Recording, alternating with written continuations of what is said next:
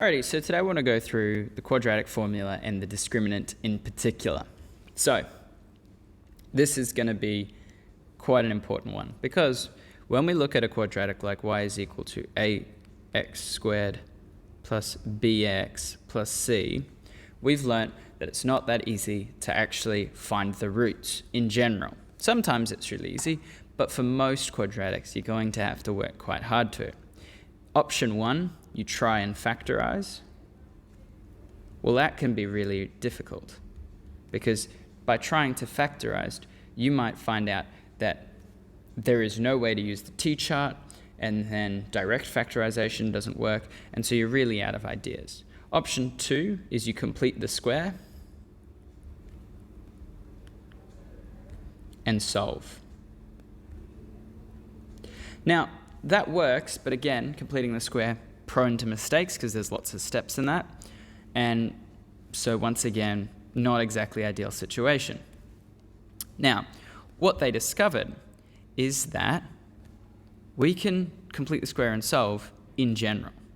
And we can do that using the quadratic formula. So, you can skip ahead this part, but before I go ahead, I want to prove the quadratic formula.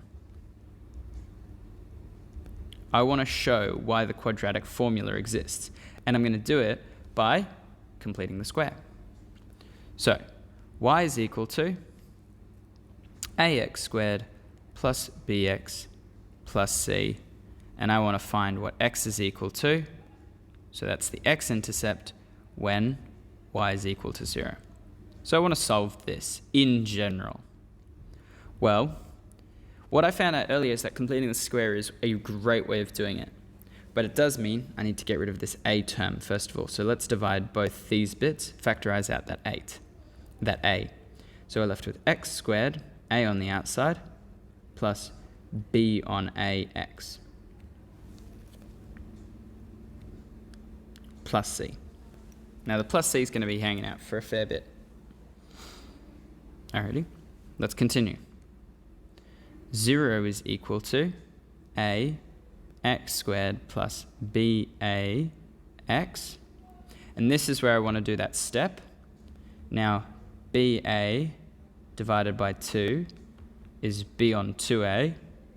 And then we're going to square that. So we're going to get plus b on 2a squared minus b on 2a squared. And then plus c.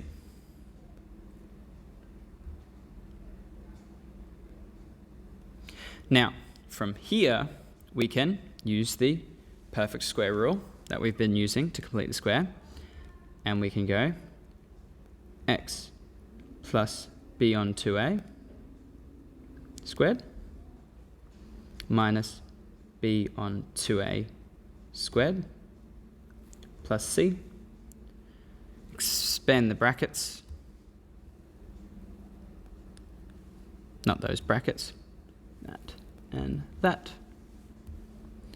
0 equals a x plus b on 2a squared minus b on 2a squared times a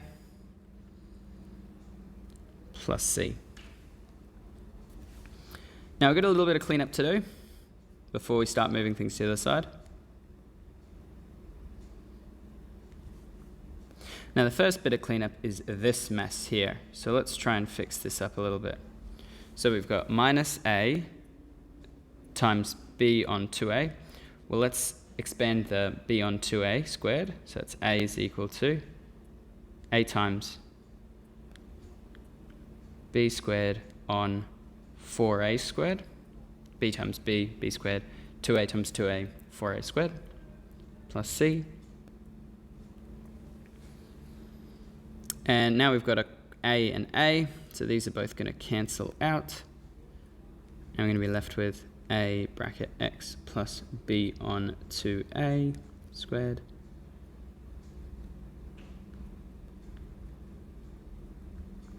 and we're going to be left with b squared on 4a plus c.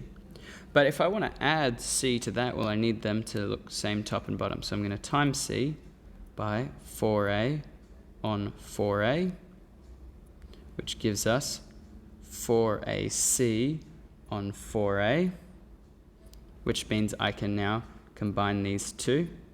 So I'm left with b squared plus 4ac on 4a. And now I can add to both sides b squared plus 4ac on 4a.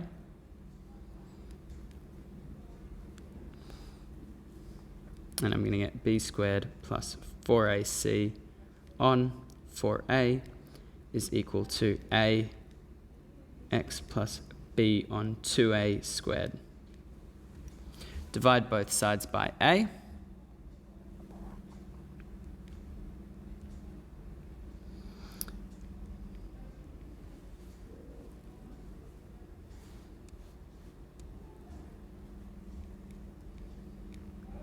Now when we divide both sides by a, the a is actually going to join this a down here and become a squared.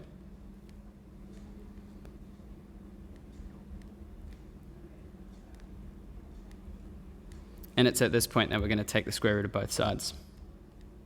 Now when we do this, plus or minus, it's going to go here.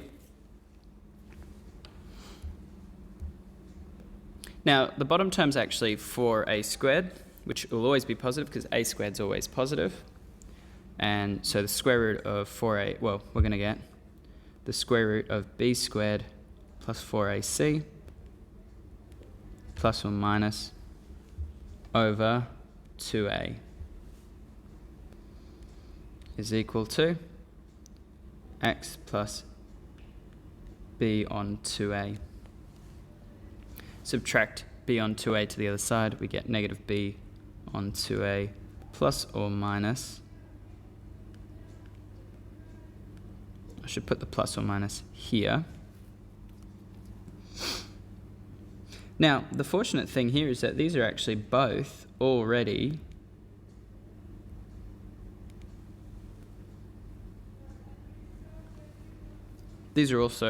both have the same denominator. They both got the denominator of 2a, so we can just add them straight together, or in this case, add or minus them straight together. So minus b plus or minus the square root of b squared plus 4ac all over 2a. Pretty hefty stuff, but that is the proof of the quadratic formula, all using the completing the square method.